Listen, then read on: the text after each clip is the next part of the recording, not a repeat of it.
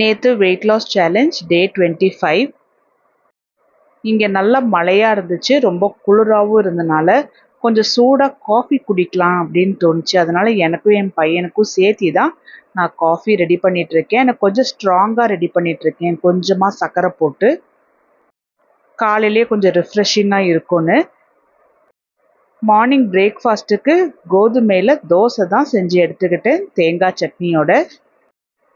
மத்தியானத்துக்கு குதிரைவாலி அரிசியில் பொங்கல் போல் ரெடி பண்ணிவிட்டு, இதுக்கு முருங்கைக்காய் உருளைக்கிழங்கு சைட் டிஷ்ஷாக எடுத்துக்கிட்டு பீட்ரூட் பொரியல் எடுத்துக்கிட்டேன். சாயந்தரமாக கருஞ்சீரகம் டீ தான் எடுத்துக்கிட்டேன். ஸ்நாக்ஸுக்கு காரப்பொரி எடுத்துக்கிட்டேன், கொஞ்சம் நல்லா டேஸ்டியாக இருக்கும். நைட்டுக்கு கொள்ளு கஞ்சி தான் ரெடி பண்ணிகிட்ருக்கேன். டெய்லியுமே இது போல் கொள்ளை கஞ்சி மாதிரி ரெடி பண்ணி குடித்தோம் அப்படின்னா வெயிட் லாஸுக்கு ரொம்பவே ஹெல்ப்ஃபுல்லாக இருக்கும்.